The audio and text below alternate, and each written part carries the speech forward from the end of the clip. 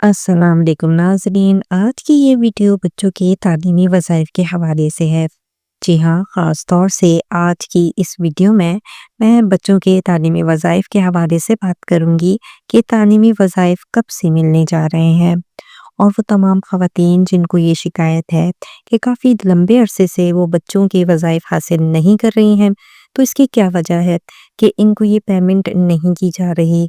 तो इस वीडियो में मैं आपको वो तमाम वजूहात भी बताऊँगी कि जो आपके बच्चों के तालीमी वज़ाइफ़ मिलने के रास्ते की सबसे बड़ी रुकावट हो सकते हैं। लेकिन इसके लिए आपको मेरी इस वीडियो के साथ आखिर तक जुड़े रहना है। नाज़रीन, ऐसा होता है कि हम बहुत अहम और ताज़ा तरीन अपडेट्स लेकर वीडियोज़ में आपके सामने हाज़िर होते हैं, लेकिन आप वीडियोज़ को स्किप करके देखते हैं या थोड़ी-सी वीडियो को देखकर आगे बढ़ जाते हैं और वीडियो को मुकम्मल नहीं देखते, जिसमें हम मुकम्मल तफ़सील के साथ आपको तमाम मालूमात देते हैं। तो यही वजह है कि आप अमल नहीं करते इन तमाम अपडेट्स पर जो कि हम आपको देते हैं, और इसमें जो तरीक़ाकार बताया जाता है उसको भी आप सही तरीके से नहीं सीखते, और फिर आप लोग शिकायत करते हैं कि हमें पेमेंट्स मिलने में दुश्वारी हो रही है। तो आपसे यही दरख्वास्त है कि वीडियो जब आती हैं तो वो आपकी मदद के लिए ही बनाई जाती हैं, इसलिए वीडियोस को मुकम्मल देखा करें और इसमें जो भी तरीक़ाकार आपको बताया जाता है तो इन तमाम तरीक़ों पर भी अमल किया करें। तो फिर कोई वजह नहीं है बीआईएसपी प्रोग्राम के जितने भी सिलसिले हैं इनमें आप इमदाद हासिल ना कर पाएँ। तो मेरी आज की वीडियो के साथ भी आखिर तक जुड़े रहिएगा। इसमें भी मैं आपको बहुत अहम मालूमात मुकम्मल तफ़सील के साथ देने लगी हूँ। तो बढ़ते हैं वीडियो की तफ़सील की तरफ। जी, तो वो तमाम बहनें जो कि ये शिकायत करती हैं कि इन्हें बच्चों के तालीमी वज़ाइफ़ लंबे अरसे से हासिल नहीं हो रहे हैं, तो इसकी बहुत सी वजूहात हो सकती हैं।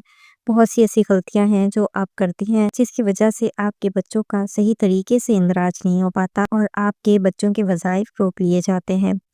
एक बड़ी गलती जो आप करते हैं कि बच्चों के बे फॉर्म जमा कराते वक़्त इसके साथ जो शनाख्ती कार्ड नंबर दर्ज करना होता है, वो शनाख्ती कार्ड नंबर आप अपने बच्चों के बे फॉर्म पर दर्ज ही नहीं करते।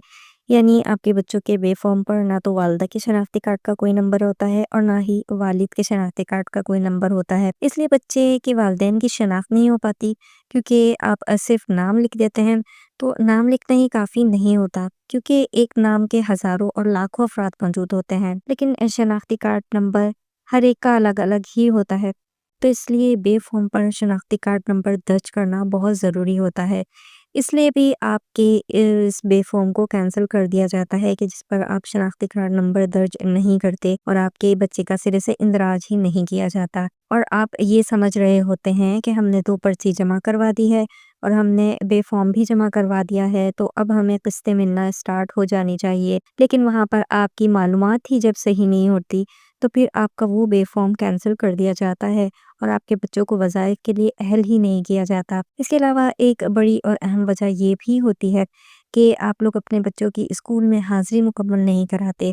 यानी आप अपने बच्चों को स्कूल रेगुलर नहीं भेजते, और इस तरह फिर ये होता है कि बच्चों की जो हाज़िरी होती है वो 70% से कम होती है। तो जिन बच्चों की हाज़िरी 70% से कम होती है, इन बच्चों को भी ये इमदाद नहीं दी जाती और इनको फिर नाअहल कर दिया जाता है। तो मैं तमाम माँओं से ये गुज़ारिश करूँगी कि स्कूलों में अपने बच्चों की हाज़िरी को रेगुलर करें और कोशिश करें कि बच्चों की हाज़िरी जो है वो 70% से किसी भी सूरत कम ना हो। इसके अलावा एक बड़ी वजह ये भी है कि जो बच्चे की आप स्लिप जमा करवाते हैं और जो स्कूल का रजिस्ट्रेशन नंबर होता है, यानी जो बच्चे का स्कूल है वो प्राइवेट है, अगर तो वो गवर्नमेंट के साथ रजिस्टर्ड होता है, तो अपने बच्चों का रजिस्ट्रेशन नंबर और जो स्कूल के रजिस्ट्रेशन नंबर का जो कोड है वो लिखना होता है। इसलिए जिन बच्चों का स्कूल हुकूमत के साथ रजिस्टर्ड नहीं होगा, तो ऐसे तमाम बच्चों को भी नाअहल कर दिया जाता है और इनको भी तालीमी वज़ाइफ़ नहीं दिए जाते। इसलिए आप लोगों को इस बात को भी मद्देनज़र रखना चाहिए कि आपका बच्चा जिस स्कूल में पढ़ने जा रहा है, तो क्या वो स्कूल हुकूमत से रजिस्टर्ड है या नहीं है।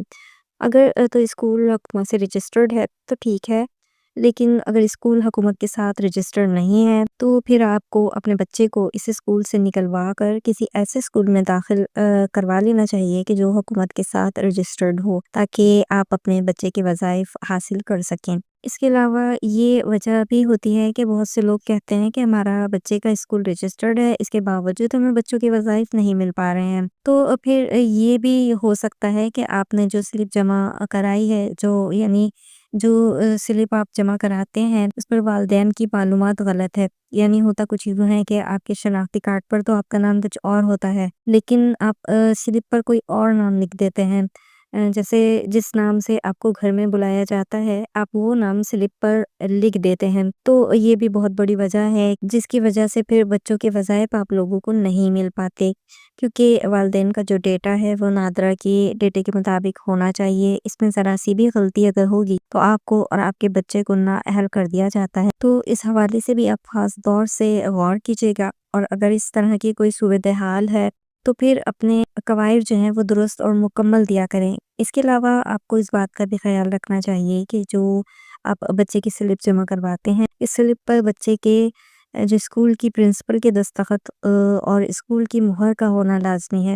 اگر اس سلپ پر اسکول کی مہر نہیں ہے یا پرنسپل کے دستخط نہیں ہے تو بھی آپ کا فارم کو مسترد کر دیا جاتا ہے۔ تو اس بات کو بھی یقینی بنائیں کہ سلپ پر پرنسپل کی دستخط کے ساتھ ساتھ اسکول کی مہر بھی لازمی لگوا لیا کریں، تاکہ آپ کو بچے کے وظائف لینے میں کوئی دشواری پیش نہ آئے۔ اس کے علاوہ ناظرین، میں آپ کو یہ خوشخبری بھی دیتی چلوں کہ بچوں کے وظائف آپ کو کب سے ملنے جا رہے ہیں۔ تو جناب حکومت کی طرف سے اس کی باقاعدہ تاریخ کا اعلان ہو چکا ہے، اور یہ بچوں کے وظائف آپ کو 25 جنوری سے جاری کیے جائیں گے۔ جی ہاں، 25 جنوری 2025 سے آپ کو نہ صرف یہ بچوں کے تعلیمی وظائف کی پیمنٹ دی جائے گی، اس کے علاوہ 13,500 روپے کی جو قسط ہے وہ، اور بچوں کے جو نشو و نما پروگرام ہے، اس پروگرام کی جو پیمنٹ ہے وہ بھی ساتھ ہی جاری کر دی جائیں گی۔ تو یہ آپ کے لیے ایک بہت بڑی خوشخبری ہے کہ اس دفعہ آپ کو کافی زیادہ رقم حکومت کی طرف سے ملنے کی امید ہے، جس کی متوقع تاریخ 25 جنوری 2025 ہے۔ پیمنٹ حاصل کرنے کے حوالے سے آپ کو اس بارے میں بھی خبردار کر دی کہ اس دفعہ چونکہ پیمنٹ آپ کی زیادہ آنے والی ہے،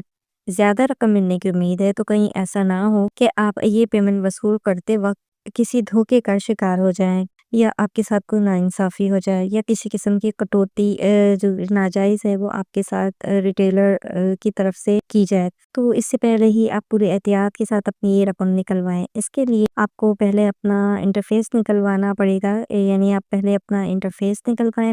انٹرفیس کے بغیر آپ ریٹیلر حضرات کے پاس اپنی پیمنٹ کے لیے اگر چلی بھی گئی ہیں تو پھر آپ یہ کریں کہ آپ پہلے ڈیوائس میں اپنا کارڈ انٹر کروائیں۔ اس کے بعد اپنی ٹوٹل پیمنٹ چیک کریں کہ آپ کے اکاؤنٹ میں کتنی ٹوٹل پیمنٹ موجود ہے۔ اس کے بعد ہی جا کر آپ اپنا بائیو میٹرک کریں اور اپنی پیمنٹ حاصل کریں۔ اس طرح سے آپ کسی بھی قسم کی ناجائز کٹوتی جو ہو جاتی ہے، جو اکثر ریٹیلر حضرات کی طرف سے شکایت موصول ہوتی ہیں کہ وہ آپ کی پیمنٹ میں سے پیسے رکھ لیتے ہیں، تو آپ اس قسم کی کسی بھی بے انصافی سے بچ سکتے ہیں۔ جی ناظرین، یہ تھی میری آج کی ویڈیو۔ امید کرتی ہوں کہ ویڈیو آپ کو پسند آئی ہوگی۔ اگر ویڈیو پسند آئی ہے تو میرے چینل کو سبسکرائب کر دیں۔ اس کے علاوہ میری ویڈیو کو بھی لائک، شیئر اور کمنٹ کرنا ہرگز مت بھولیے گا۔ اس کے ساتھ ہی چاہوں گی آپ سے اجازت، ملتے ہیں اگلی کسی نئی ویڈیو کے ساتھ۔ تب تک کے لیے فی امان اللہ۔